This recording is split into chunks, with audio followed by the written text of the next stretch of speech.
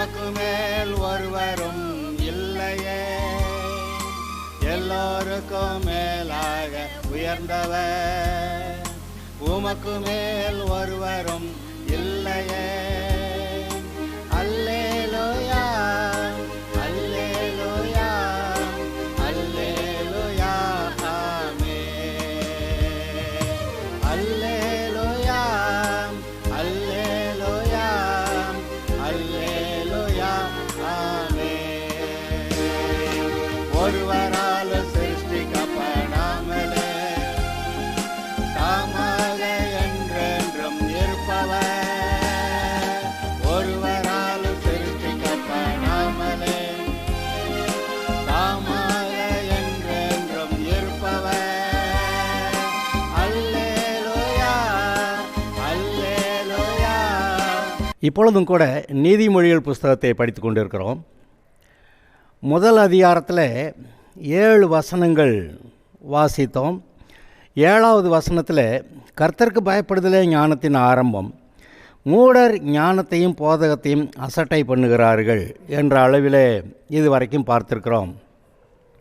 இன்றைக்கு 8வது 9வது வசனத்தை முதலாவது வாசிக்கிறேன். நீதிமொழிகள் முதல் அதிகாரம் 8, 9 வசனங்களை வாசிக்கிறேன். என் மகனே, உன் தகப்பன் புத்தியை கேள், உன் தாயின் போதகத்தை தள்ளாதே. அவைகள் உன் சிரசுக்கு அலங்காரமான முடியும், உன் கழுத்துக்கு சரப்பணியுமாயிருக்கும். திரும்ப வாசிக்கிறேன், இதை கவனிங்க. என் மகனே, உன் தகப்பன் புத்தியை கேள், உன் தாயின் போதகத்தை தள்ளாதே. அவைகள் உன் சிரசுக்கு அலங்காரமான முடியும், உன் கழுத்துக்கு சரப்பணியுமாயிருக்கும். பாருங்க, மகனே தான் தேவன் தம்முடைய பிள்ளைகளை, சிறு பிள்ளைகளாக இருந்தாலும் சரி, பெரியவங்களாக இருந்தாலும் சரி, மகனே மகளே என்று அழைக்கிறார். இங்கே சொல்கிறாரு, அந்த தேவனுடைய வார்த்தையை கேட்டு நிதானிக்கிற அளவுக்கு சிறு பிள்ளைகள் வளர்ந்த பிறகு தேவன் அவர்களுடைய நேரடியாக பேசுகிறார். இப்பொழுது அவர் சொல்லுகிறார், உன் தகப்பன் புத்தியை கேள், உன் தாயின் போதகத்தை தள்ளாதே. பாருங்க, சிறு பிள்ளைகளாக இருக்கும்போது நேரடியாக தேவன் பேசுவதை கவனித்து அதற்கேற்றாற்போல் செயல்படுவதற்கு விவரம் இல்லாதவர்களாக இருக்கிறார்கள். ஆதலால் தாயும் தகப்பனுமே தேவனுடைய ஸ்தானத்தில் இருந்து பிள்ளைகளை தேவனுக்கேற்ற வளர்க்கிற வளர்ப்பு, அந்த பொறுப்பு அவர்களுக்கு கொடுக்கப்பட்டிருக்கிறது.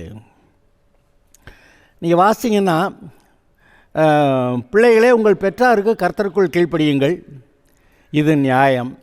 நீ நன்றாக இருப்பதற்கும் பூமியில் உன் வாழ்நாள் நீடித்திருப்பதற்கும் உன் தகப்பனையும் தாயையும் கனம் பண்ணுவாயாக, அப்படி எழுதியிருக்கு. பாருங்கள்,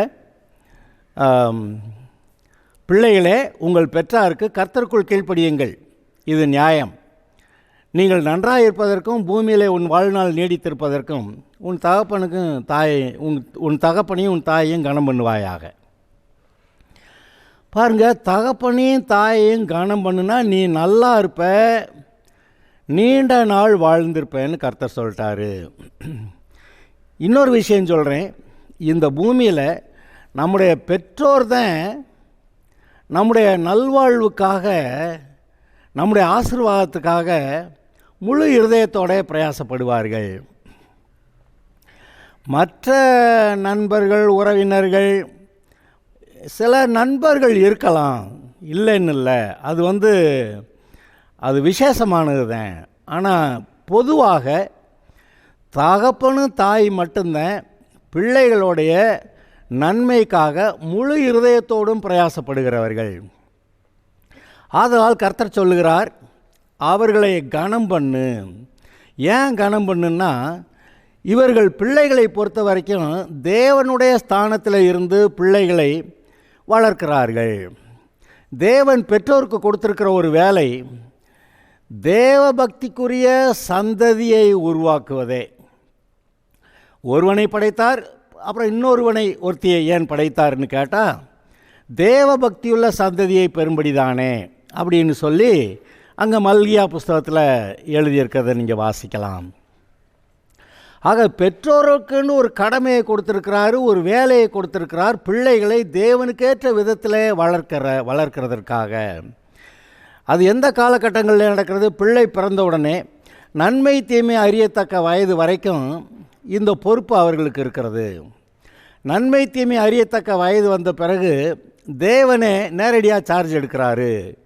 தேவனே பிள்ளைகளை வளர்க்கக்கூடிய, அதாவது வழி நடத்தக்கூடிய அந்த ஒரு வேலையை அவர் எடுத்துடுறாரு. ஆதலால் இங்கே கவனிங்க, பாருங்கள், இந்த பெற்றோர்கள் வழி நடத்தக்கூடிய கிருபையை கொடுத்துருக்கிறாருன்னா பெற்றோருக்கு தேவையான ஞானத்தையும் பலனையும் கொடுத்துருக்கிறாருன்ற அர்த்தம். ஆக பிள்ளைகளை வளர்க்கறதில் பெற்றோருக்கு ஒரு பெரிய பங்கு இருக்கிறது. சிறு பிள்ளையாக இருக்கும்போது அவனை கண்டித்து வளர்க்கணும்னு சொல்கிறாரு. பிரம்ப கையாண்டா அவன் ஒன்றும் செத்து போயிட மாட்டான், ஆனால் அவனுடைய ஆத்மாவை பாதாளத்துக்கு தப்புவிப்பாயே அப்படி சொல்கிறாரு. பிள்ளையானாலும் அது நல்ல பிள்ளையோ இல்லை என்பது அதோடைய வருங்காலத்தில் தான் தெரியும்னு. அது மாத்திரமல்ல, பிள்ளைகளை நடக்க வேண்டிய வழியில் நடத்து, அப்பொழுது அவன் முதிர் வயதிலும் அந்த வழியை விட்டு விலகி போக மாட்டான் அப்படின்னு எழுதியிருக்கு.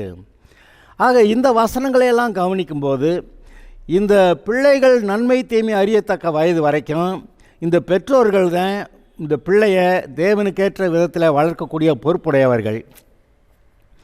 ஆதலால் இப்பொழுது தேவனே சொல்லுகிறார், உன் தகப்பன் புத்தியை கேள், உன் தாயின் போதகத்தை தள்ளாதே. வாலிப வயது வந்த பிறகும் கூட இவர்கள் ஒன்றும் அனுபவசாலிகள் அல்ல. ஆனால் பெற்றோர்கள் தேவனுடைய பிள்ளைகளாக இருந்திருப்பார்கள் என்றால் இந்த உலகத்துக்குரிய அனுபவங்களும் இருக்கும். அதுவும் தேவனுடைய பிள்ளையாக இருக்கிறதுனாலே இந்த உலகம் எவ்வளவு வெறுக்கிறது, எதிர்க்கிறது, தேவன் எப்படி காப்பாற்றுகிறார் என்றெல்லாம் நல்ல காரியங்களை அறிந்திருப்பார்கள். ஆதலால் பெற்றோருக்கு அநேக விவரங்கள் தெரிந்திருக்கிறபடியாலே வாலிப வயதில் பிள்ளைகளை வழிநடத்தக்கூடிய ஒரு தகுதி உள்ளவர்களாக இருக்கிறார்கள். ஆதலால் கர்த்தர் சொல்லுகிறார், உன் தகப்பன் புத்தியை கேள், உன் தாயின் போதகத்தை தள்ளாதே. இங்கே பாருங்கள், இந்த தேவனுக்கு தேவன் அவர் ஆண்பால் என்ற அர்த்தத்தில் நாம் சொல்லுகிறோம். ஆனால் ஆதியிலே தேவன் தமது சாயலாக தமது ரூபத்தின்படியே மனுஷனை படைத்தார், ஆதாமை படைத்தார் என்று சொல்லிவிட்டு அவருடைய சாயலே அவருடைய ரூபத்தில் படைத்த போது ஆதாம் முழு மனிதன். ஆனால் அதுக்கப்புறம் என்ன செஞ்சிட்டாரு? இந்த முழு மனிதனாக இருந்த ஆதாமை அவன்கிட்டருந்து விலா எலும்பு ஒன்று எடுத்து ஏவாளாக செஞ்சு விட்டார். அப்போ தேவன் தாய் தகப்பன் என்ற இரண்டு தன்மையையும் உடையவராய் இருக்கிறார் என்பதை சற்று கவனிப்போமாக.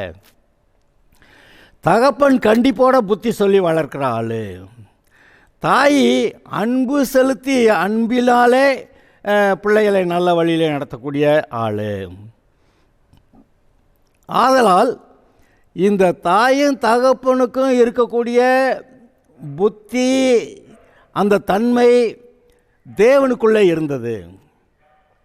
இப்பொழுது தேவன் நமக்கு தகப்பனாகவும் தாயாகவும் இருந்து வழி நடத்த வல்லவர். நான் உன்னை ஏந்துவேன், சுமப்பேன், தாங்குவேன், தாளாட்டுவேன் அப்படியெல்லாம் சொல்லியிருக்கிறாரு. தாளாட்டுறது யார்? தாய் தானே. ஆக தேவனே தகப்பனும் தாயுமா இருந்து வழி நடத்த வல்லவர். ஆனால் அவர் சொல்கிறாரு, உன் தகப்பன் புத்தியை கேள், தாயின் போதகத்தை தள்ளாதே. இந்த வாலிப வயது வந்த உடனேயே பிள்ளைகளுக்கு ஒரு என்ன இவங்க சொல்கிறத கேட்டு தான் நடக்கணுமா?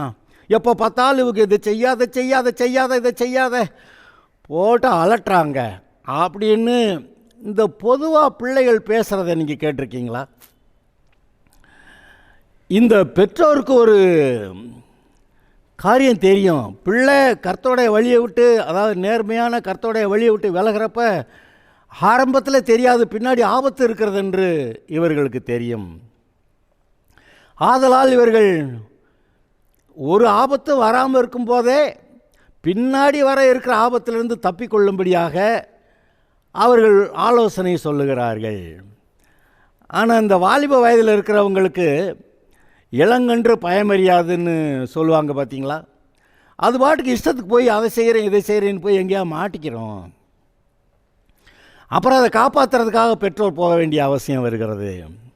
ஆனால் ஆரம்பத்திலே இந்த பிள்ளைய பெற்றோருடைய வார்த்தைகளை கவனிக்கக்கூட ஆளாக இருந்தால் இந்த வர இருக்கிற ஆபத்துகள்லேருந்து அவங்க தப்பிக்கொள்வாங்க. சிறு பிள்ளைகளாக இருக்கும்போது எப்படி கல்வியிலையும் சரி, இப்போ இந்த காலங்களில் கல்வி கற்று டிகிரி வாங்கிறது மட்டும்தான் பார்க்குறாங்க.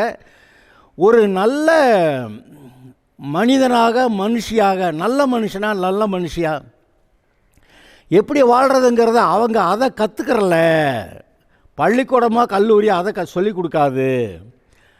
ஒரு வேளை சொல்லி கொடுத்துருக்கணும், ஆனால் அவங்க அதை கண்டுக்கிறல.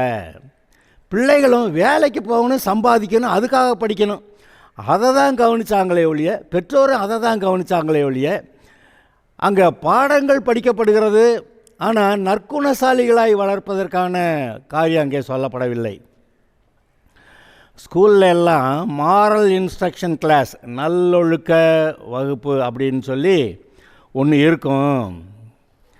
அது ஓரளவுக்கு வாரத்துக்கு ஒரு நாள் ஒரு கிளாஸு அப்படி இருக்கிறதுனால ஓரளவுக்கு சொல்லுவாங்க. ஆனாலும் பெற்றோருக்கு தான் பெரிய பங்கு இருக்கிறது. ஒருவேளை சபைக்கு வரக்கூடிய ஆட்களாக இருந்தால் பிள்ளைகளுக்கு சபையும் தேவனுக்கேற்ற வழிகளை சொல்லி கொடுக்கறது. அதான் சண்டே கிளாஸ்லாம் பிள்ளைங்களை வச்சுருக்குறோம். ஆனால் பாருங்கள், இங்கே மகனே உன் தகப்பன் புத்தியை கேள், உன் தாயின் போதகத்தை தள்ளாதே. அங்கே அந்த ஸ்கூலு காலேஜிலலாம் சொல்லி கொடுக்காதனால அப்பா அம்மா சொல்கிறத நல்லா கவனி அப்படின்னு சொல்கிறாரு. அப்படி நீ அப்பா அம்மா பேச்ச கேட்டு வளர்ந்தேன்னா அந்த போதனைகள் உன் தலைக்கு அலங்காரமான கிரீடத்தையும், அலங்காரமான முடியும்னு போட்டிருக்க, அலங்காரமான கிரீடத்தையும் உன் கழுத்துக்கு சரப்பணியுமாயிருக்கும். கழுத்தில் நல்லா ஒரு செயின் போட்டால் அழகா நல்லா இருக்குதுன்னு சொல்கிறாங்களே, அது மாதிரி தகப்பன் புத்தியை கேட்டு தாயின் போதகத்தை தள்ளாமல் நல்லா கீழ்ப்படிந்து வரும்போது, இந்த போதனைக்கு கீழ்ப்படிந்து வரும்போது இந்த மனிதனுடைய வாழ்க்கை எவ்வளவு ஒரு மேன்மையான அலங்காரமான மரியாதைக்குரியதாக இருக்கும் என்று பாருங்கள். பொண்ணு மாப்பிள்ளை தேடி போகிறப்ப அந்த மாப்பிள்ளைக்கும் சரி பொண்ணுக்கும் சரி ஒரு மரியாதை தேவையாக இருக்கிறது. இப்போல்லாம் வெறுமனை படிச்சுட்டு டிகிரி வாங்கி வச்சுருக்குறாங்க. ஆனால் அந்த டிகிரி மட்டும் இவங்களோட நடத்திடுமா? நடத்தாது. இந்த கடந்த சில மாதங்களுக்கு முன்பாக, வருஷத்துக்கு 1-2 வருஷம் ஆயிடுச்சுன்னு நினைக்கிறேன், கல்யாணம் ஆனாங்க. கல்யாணம் ஆனதுலேருந்து அவங்கவங்க வேலையை தான் பார்க்குறாங்க, சம்பாதிக்கிறத தான் பார்க்குறாங்க. குடும்பத்தை நடத்துறதுக்கு அவங்க அவ்வளோ மனசை செலுத்தலை. எனக்கு ரொம்ப ஆச்சரியமாக இருந்தது. அதான் முன்ன சொல்லுவாங்க, பெரிய குடும்பம் இருந்தது, அப்பா அம்மா இருப்பாங்க, தாத்தா பாட்டிகை 2 தாத்தா பாட்டிகை இருப்பாங்க, அப்புறம் அவங்க பிள்ளையெல்லாம் அங்கே இருப்பாங்க. மொத்தத்தில் ஒரு பெரிய கூட்டு குடும்பம் அங்கே இருக்கும். அதில் நல்லது கெட்டது அல்லது நெருக்கங்கள் அல்லது விசாலங்கள், எதில் எவ்வளவு ஈஸி மக்களோட எப்படி அட்ஜஸ்ட் பண்ணுறது, அப்படி அதே சமயத்தில் எப்படி நற்குணசாலியாக இருக்கிறது, பெரியவங்க இருப்பாங்க, அவங்க புத்தி சொல்லி நடத்தக்கூடிய அப்படி அமைப்பெல்லாம் இருந்தது. ஆனால் இப்போ இந்த காலங்களில் என்ன ஆச்சுன்னு கேட்டால், அவங்கவங்க மாப்பிள்ளை பொண்ணு நிறையா சம்பாதிச்சதுனால நாங்கள் மட்டும் ஏன் சம்பாதிச்சு மொத்தமாக அத்தனை பேருக்கு சாப்பாடு போடணும்னு தனி குடும்பம் அமைச்சாங்க. தனி குடும்பம் அமைச்சிட்டு அப்புறம் பார்த்திங்கன்னாக்க இப்போ இந்த செல்ஃபோன் வேறு வந்துச்சுங்களா, செல்ஃபோன் வேறு வந்துச்சு. தனி குடும்பம் அமைச்சா அவங்க பிள்ளைய வச்சுருந்தாங்க, ரைட்டு. ஆனால் இப்போ செல்ஃபோன் வந்ததுனால இப்போ புதுசாக கல்யாணம் பண்ணுறவங்க ஒருத்தர் கட்டி பிடிச்சிக்கிட்டு, பொண்ணு அந்த பக்கம் இருக்க செல்லை கை வச்சு பார்த்துக்கிட்டு இருக்குது, மாப்பிள்ளை இந்த பக்கத்தில் தலையை வச்சுக்கிட்டு அங்கிட்டு செல்லை பார்த்துக்கிட்டு இருக்கானா அப்படின்னு ஒரு காட்சியை இப்பொழுது படம் பிடித்து காட்டுகிறார்கள். புருஷன் மனைவியாக வீட்டில் இருந்தாலும் அவங்க செல்லை பார்த்துக்கிட்டே தான் நேரத்தை போக்குறாங்களே ஒழிய, புருஷன் மனைவியோ மனைவி புருஷனையோ கவனிக்கக்கூடிய, அவங்களுடைய நன்மையை கவனிக்கக்கூடிய, அவங்களுடைய காரியங்களை பார்க்கக்கூடிய அளவுக்கு மனதை செலுத்துகிறதுக்கு ஆட்கள் இல்லை பாருங்க. இப்போ இப்போ நம்ம வழி நடத்துகிறது எது? கொஞ்ச காலத்துக்கு முன்னாடி சினிமா தான் மக்களை வழி நடத்துச்சு. இப்போ வழி நடத்துகிறது செல்ஃபோன். செல்ஃபோனில் என்னென்னத்தை அவங்க எடுத்து பார்க்குறாங்களோ அதெல்லாம் அவங்க வாழ்க்கையை நடத்திக்கிட்டு இருக்குது. அப்பா அம்மா நடத்தணும்னு சொன்னார் கர்த்தர். சரி, அதுக்கப்புறம் ஸ்கூலில் காலேஜில் அங்கே இருக்கக்கூடிய ஆசிரியர்கள் அவங்க ஓரளவுக்கு செவ்வையாக சொல்லுவாங்க. ஆனால் அதுக்கப்புறம் பார்த்திங்கன்னா சமுதாயத்தில் வேலைக்கு போகும்போது கர்த்தருடைய வசனத்தை கவனிக்கலைன்னாக்க அங்கே ஏகப்பட்ட பிரச்சனைகளுக்குள்ளே மாட்டிக்கிடுவோம். அதனால தான் நீதிமொழிகள் புஸ்தகமெல்லாம் எழுதி வச்சுருக்கு. இந்த பொல்லாத இந்த உலகத்தில் நாம் எப்படி ஒரு நல்ல பாதுகாப்பான ஒரு ஆசீர்வாதமான வாழ்க்கையை வாழணும்னா இந்த நீதிமொழிகளை படிங்கன்னு கர்த்தர் சொல்கிறாரு. பொல்லாத உலகத்தில் எப்படி நீ நீதிமானா அதே சமயத்தில் ஆசீர்வாதமாக வாழ்கிறதுன்னு அதுக்காக தான் நீதிமொழிகள் புஸ்தகம் எழுதியிருக்கு. இப்போ அவங்க வேலைக்கு போவாங்க, இந்த கர்த்தர் கொடுத்த போதனையை கவனிக்காமல் அல்லது பெற்றோர் கொடுத்த போதனைகளை கவனிக்காமல் இவங்க இஷ்டத்துக்கு போனாங்கன்னா வேலை செய்கிற இடத்துல அங்கே கெடுபடியாக இருக்கும் பாருங்கள். இந்த பாவத்தையும் அந்த பாவத்தையும் சேர்த்து செய்யணும் அப்படிங்கிற மாதிரியெல்லாம் இருக்கும். அப்போ அந்த பாவங்களை எதிர்த்து நிற்கக்கூடிய திராணி அவர்களிடத்தில் இல்லாமல் இருக்கிறது. அது மட்டுமல்ல, அவர்கள் தங்களுடைய பிள்ளைகளை மட்டும்தான் கவனித்தாங்க. அதுக்கே பெரிய போராட்டம் ஆயிடுச்சு. இப்போ என்ன பண்ணிட்டாங்க, செல்ஃபோன் கல்யாணம் பண்ண ஒரு பாடு செல்ஃபோனே கவனிச்சுக்கிட்டு இருக்கிறாங்க. குடும்பத்தில் மனைவி இருக்கிறா, புருஷன் இருக்கான், பிள்ளைங்க இருக்காங்க.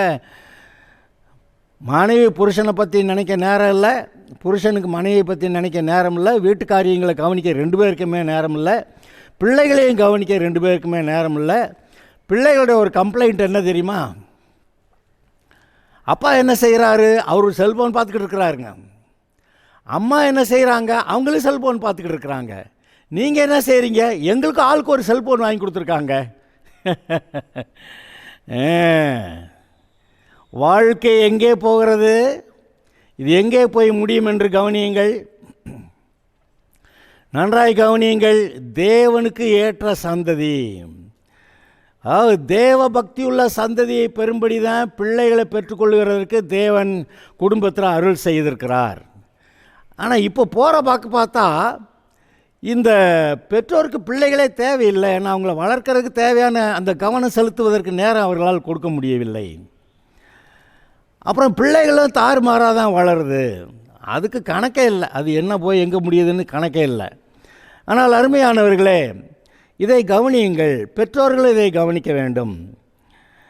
என் மகனே, உன் தகப்பன் புத்தியை கேள், உன் தாயின் போதகத்தை தள்ளாதே. அவைகள் உன் சிரசுக்கு அலங்காரமான முடியும், உன் கழுத்துக்கு சரப்பணியுமாயிருக்கும்.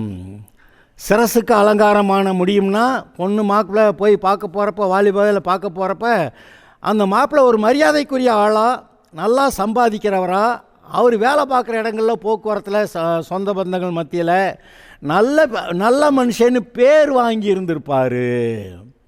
அதுதான் பாருங்கள் உன் தலைக்கு சிரசுக்கு அலங்காரமான கிரீடம் அப்படி சொல்லியிருக்கு.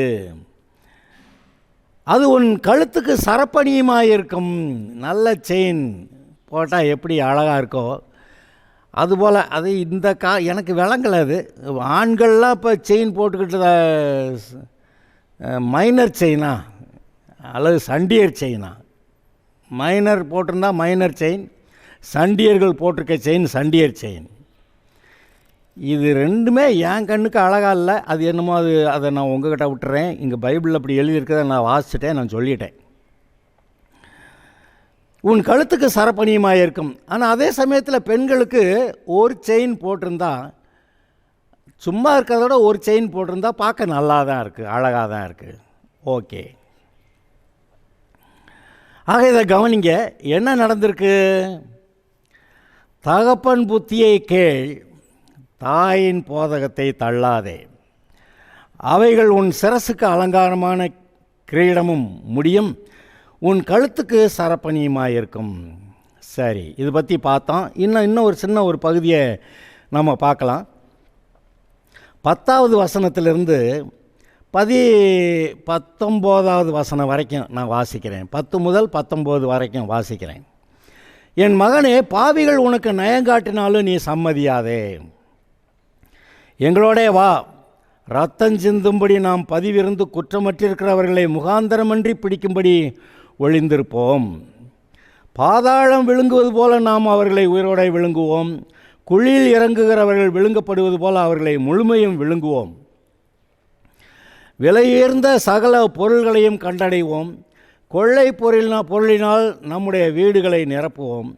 எங்களோட பங்காளியாயிரு, நம் எல்லாருக்கும் ஒரே பை இருக்கும் என்று அவர்கள் சொல்வார்களே ஆகில், என் மகனே, நீ அவர்களோட வழி நடவாமல் உன் காலை அவர்கள் பாதைக்கு விலக்குவாயாக.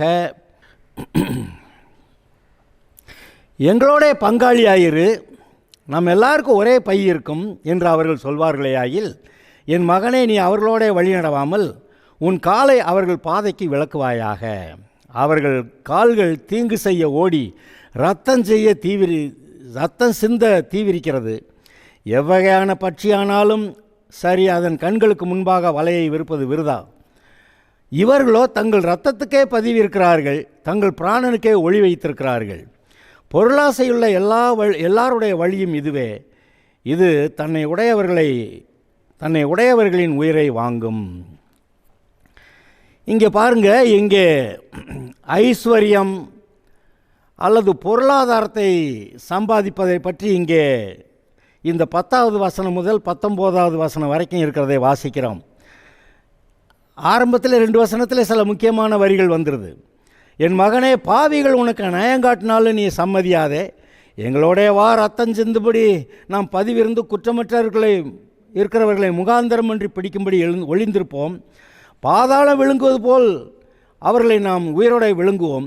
குழியில் இறங்குகிறவர்கள் விழுங்கப்படுவது போல அவர்களை முழுமை விழுங்குவோம். விலையுயர்ந்த சகலவித பொருள்களையும் கண்டடைவோம். கொள்ளை பொருளினால் நம்முடைய வீடுகளை நிரப்புவோம். இங்கே பாருங்க, பாவிகளோடு சேர்ந்து மொத்தமாக கொள்ளையடித்து தேவையான பொருளாதாரத்தை சம்பாதிக்கிறது, அது பற்றி இதில் எழுதியிருக்குது. நான் முன்னே சொல்லியிருக்கிறேன், தேவன் ஒருவர் மட்டுமே தம்முடைய பிள்ளைகளுக்கு பரலோகத்திலிருந்து நன்மையை அனுப்புகிறவர். இந்த ரட்சிக்கப்படாத கூட்டம் எல்லாம் தேவனிடத்திலிருந்து ஒரு நன்மையையும் பெற முடியாது. ஆதலால் அவங்க பக்கத்தில் யார் என்ன வச்சுருக்காங்கன்னு பார்த்தா அதை கொள்ளையடிக்கிறத பற்றியே நினச்சிக்கிட்டு இருப்பாங்க. பாருங்கள், சிறு பிள்ளைகளை இருக்கிற வரைக்கும் அண்ணன் தம்பியை, அப்புறம் கொஞ்சம் வயசானோம்னா அவங்க பங்காளியை, அதுக்கப்புறம் அவங்க பகையாளியை. அப்படி தானே இந்த உலகம் சொல்லுது. முதல்ல அண்ணன் தம்பியை, அப்புறம் பங்காளியை, அதுக்கப்புறம் பகையாளியை. என்னது, வயசு ஆக ஆக பங்காளியாக இருக்கிறான், அதுக்கப்புறம் அவன்கிட்ட இருக்கிறத இவன் பிடுங்கணுன்னு பகையாளியாகவே மாறிடுறான். ரட்சிக்கப்படாத மனிதர்கள், உலகம், சமுதாயம் இப்படித்தான் இருக்கிறது. நீங்கள் பைபிளில் சில காரியங்களை வாசிக்கலாம். அந்த ராஜாக்களுடைய காலம் வந்த பிறகு நீங்கள் கவனிச்சிங்கன்னா, அங்கே அந்த தேசத்து ராஜா இந்த தேசத்தில் யுத்தத்துக்கு போனால் அங்கே கொள்ளையடிச்சிட்டு போனால் அப்படியா எழுதியிருக்கோம். யுத்தங்கள் எதற்காக நடந்தனன்னு பார்த்தீங்கன்னா, பக்கத்து தேசங்களில் இருக்கக்கூடிய ராஜாவை கொள்ளையடித்து, அந்த ஊரை கொள்ளையடித்து இவங்க நல்லா வாழ்கிறதுக்காக எல்லாம் செஞ்சுருக்கிறாங்க. அருமையானவர்களே, இந்த ரட்சிக்கப்படாத ஆளுங்க எப்போதுமே கொள்ளையடிக்கிறவங்க தான், அடுத்தவங்ககிட்ட இருந்து பிடுங்கிறது தான் இவங்களுடைய வேலை. ஆனால் தேவன் நன்மையான எந்த ஈவும் பூரணமான எந்த வரமும் பரத்திலிருந்து உண்டாகி ஜோதிகளின் பிதாவிடத்திலிருந்து இறங்கி வருகிறது அப்படின்னு வாசிச்சிருக்கமே, அதுபோல் தேவன் மட்டுமே பரலோகத்திலிருந்து நன்மையை அனுப்பக்கூடியவர். இங்கே கர்த்தர் சொல்கிறாரு, என் மகனே, பாவிகள் உனக்கு நயங்காட்டினாலும் நீ அவர்களுக்கு சம்மதியாதே. எங்களோடே வா, ரத்தம் சிந்தும்படி நாம் பதிவிருந்து குற்றமற்றிருக்கிறவர்களை முகாந்திரமின்றி பிடிக்கும்படி ஒளிந்திருப்போம். பாதாளம் விழுங்குவது போல நாம் அவர்களை உயிரோடை விழுங்குவோம். குழியில் இறங்குகிறவர்கள் விழுங்கப்படுவது போல அவர்களை முழுமை விழுங்குவோம். அவங்களை விழுங்கிட்டு விலையுயர்ந்த சகலவித பொருள்களையும் கண்டடைவோம். கொள்ளை பொருளினால் நம்முடைய நிரப்புவோம். எதால்? கொள்ளை பொருளினால். வேலை செஞ்சு சம்பாதிச்சு இல்லை. ஆனால் கர்த்தர் சொல்கிறாரு, நீ வேலை செஞ்சு சம்பாதிச்சு நிறையா இருக்க மீதி இருக்கிற மாதிரி கர்த்தர் கொடுப்பாரு. அப்போ நீ ஏழைகளுக்கு கொடுக்கலாம் அப்படிங்கிற அர்த்தத்தில் தான் அவர் சம்பாத்தியத்தை பற்றி பேசுகிறாரு. ஆனால் இவங்க என்ன சொல்கிறாங்க, எங்களோடைய பங்காளி ஆயிரு, நம்ம எல்லாருக்கும் ஒரே பை இருக்கும் என்று அவர்கள் சொல்வார்களே ஆகில். நம்ம எல்லாருக்கும் ஒரே பை இருக்குமா? எல்லாத்தையும் கொள்ளையடிச்சிட்டு வந்து மொத்தமாக போடுவாங்களாம். அப்புறம் அவங்கவுங்க இஷ்டத்துக்கு எடுத்து செலவு பண்ணுவாங்களாம். இங்கே பாருங்கள், இப்பொழுதுமே கூட்டு முயற்சிகளில் சில கம்பெனிகளை நடத்தி சம்பாதிப்பாங்க, நல்லா சம்பாத்தியம் வரும். அப்போ அதில் ஒருத்தன் என்ன செய்வான், இவனை கழட்டி விடணும், இல்லாட்டி இவனை விழுங்கிடணும், இவனை ஏதாவது ஒன்று பண்ணி ஆளை காலி பண்ணிடணும்னு சொல்லி அதில் இருக்க ஒரு கூட்டாளியை ஒழிச்சு கட்டுறதுக்கு என்ன செய்யணுமோ செய்வாங்க. இது வழக்கமாக நடக்கிறது தான். ஏன்னா எங்களுடைய பங்காளி ஆயிரு, நம்ம எல்லாருக்கும் ஒரே பை இருக்கும் என்று அவர்கள் சொல்வார்கள். ஆனால் என்ன செய்வாங்க, கடைசியில் உன்னைய கழுத்தறுத்துருவாங்க. என் மகனே, நீ அவர்களுடைய வழி நடவாமல் உன் காலை அவர்கள் பாதைக்கு விலக்குவாயாக. அவங்க கூட சேர்ந்து நடக்காதப்பா அப்படி சொல்கிறாரு. அவர்கள் கால்கள் தீங்கு செய்ய ஓடி ரத்தஞ்சிந்த தீவிரிக்கிறது. தீங்கு செய்கிறதுக்கு தான் ஓடுறாங்களா, யாருக்காக கேடு செய்யணும். சிலருக்கு அடுத்தவங்களுக்கு யாராவது சண்டை மூட்டி விடலைன்னா தூக்கம் வராது. தீங்கு செய்கிறதுக்காக அவர்களுடைய கால்கள் ஓடுதான். ரத்தம் சிந்த தீவிரிக்கிறது.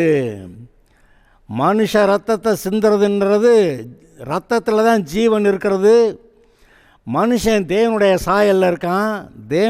மனுஷனுடைய ரத்தத்தை சிந்துனா தேவனையே அட்டாக் பண்ணி, தேவனுடைய சாயல் இருக்க மனுஷனை சிந்துனா தேவனையே அட்டாக் பண்ணி அவருடைய ரத்தத்தை உறிஞ்சிற மாதிரி ஒரு காரியம் என்று பைபிள் சொல்லுகிறது. தேவனுடைய சாயலில் இருக்க மனுஷனுக்கு விரோதமாக எது செஞ்சாலும் அது பாவம். அவன் ரட்சிக்கப்பட்டிருக்கானோ இல்லையா அதெல்லாம் கணக்கு வேறு. அவன் சிருஷ்டிக்கப்பட்ட தேவனுடைய சாயலில் அந்த ரூபத்தில் அவனை அட்டாக் பண்ணி ரத்தத்தை சிந்துனா தேவனையே அட்டாக் பண்ண மாதிரி தான். அவர்கள் கால்கள் தீங்கு செய்ய ஓடி ரத்தம் சிந்த தீவிரிக்கிறது. எவையான பட்சியானாலும் சரி, அதன் கண்களுக்கு முன்பாக வலையை விரிப்பது விருதா. அதாவது பறவைக்க வலை விரிக்க போகிறேன், விரிச்சுக்கிட்டு இருக்கான்னு பார்த்தா அங்கே போய் இறங்குமா தீனி சாப்பிட்றதுக்கு? போகாது. ஆனால் இந்த ஆட்களோ இவர்களோ தங்கள் ரத்தத்துக்கே பதிவிருக்கிறார்கள். அடுத்தவனை கொன்று கடைசிக்கு இவன் பாவத்தை கட்டிக்கிட்டு இவன் நரகம் போகிறவனாக மாறுறான். தங்களுடைய ரத்தத்துக்கே பதிவிருக்கிறார்கள், தங்கள் பிராணனுக்கே ஒளி வைத்திருக்கிறார்கள், கண்ணி வைக்கிறாங்க. பொருளாசையுடைய எல்லாருடைய வழியும் இதுவே. இது தன்னை உடையவர்களின் உயிரை வாங்கும். என்னது? பொருளாசை தன்னை உடையவர்களின் உயிரை வாங்கும். நிறைய புதையல் எடுக்க போகிறேன்னு போய் வழியில் எவ்வளோ பேர் செத்து போயிடுவாங்க. அங்கே போய் கொள்ளையடிச்சிட்டு வர்றேன்னு போயிட்டு வர்றதுக்கு முன்னாடி எல்லாம் செத்து போயிடுவாங்க. இப்படி அநேக கதைகள் நம்ம கேள்விப்படுறோம். கதைகள் எங்கேருந்து உருவாகுது? சமுதாயத்தில் நடக்கிற காரியங்களை பார்த்து தான் கதைகள் உருவாகின்றன. ஆக பாருங்கள், இந்த பொல்லாத ரட்சிக்கப்படாத மக்களோட கூட சேர்ந்து வழி நடந்தால் அது எவ்வளவு தீங்காக முடிகிறது என்று பாருங்கள். முதல்ல பார்த்தா, மகனே உன் தகப்பன் புத்தியை கேள், உன் தாயின் போதகத்தை தள்ளாதே, அவைகள் உன் சிரசுக்கு அலங்காரமான முடியும், உன் கழுத்துக்கு சரப்பணியுமாக இருக்கும். அதுக்கப்புறமா, மகனே பாவிகள் உனக்கு நயங்காட்டினாலும் நீ சம்மதியாதே. நயங்காட்டுவாங்க, நயந்து பேசுவாங்க, மாட்டிக்கிறாதேன்றார் இந்த பகுதியில். அந்த யாக்கோபு முதல் அதிகாரத்தில் ஒரு வசனத்தை நான் உங்களுக்கு வாசித்து காமிச்சு முடிக்கிறேன். யாக்கோபு முதல் அதிகாரம், ஆசீர்வாதங்கள் தேவனிடத்திலிருந்து மட்டுமே வருகிறது, வேறு எங்கேருந்து வராது. நான் அதை வாசிக்கிறேன். யாக்கோபு முதல் அதிகாரம் 17வது வசனம். நன்மையான எந்த ஈவும் பூரணமான எந்த வரமும் பரத்திலிருந்து உண்டாகி ஜோதிகளின் பிதாவிடத்திலிருந்து இறங்கி வருகிறது. எவ்வளவு நல்லா சொல்லியிருக்கு பார்த்தீங்களா? நன்மையான எந்த ஈவும் பூரணமான எந்த வரமும் பரத்திலிருந்து உண்டாகி ஜோதிகளின் பிதாவிடத்திலிருந்து இறங்கி வருகிறது, வேற எங்கேருந்து வராது. ஆதலால் மகனே மகளே, தகப்பனுடைய புத்தியை கேள், தாயுடைய போதத்தை தள்ளாதே, கண்ட பாவிகளோடு சேர்ந்து நடவாதே, அவர்களுடைய உறவு உனக்கு தேவையில்லை, வேண்டாம் என்று பைபிள் எச்சரிக்கிறது. Okay, God bless you.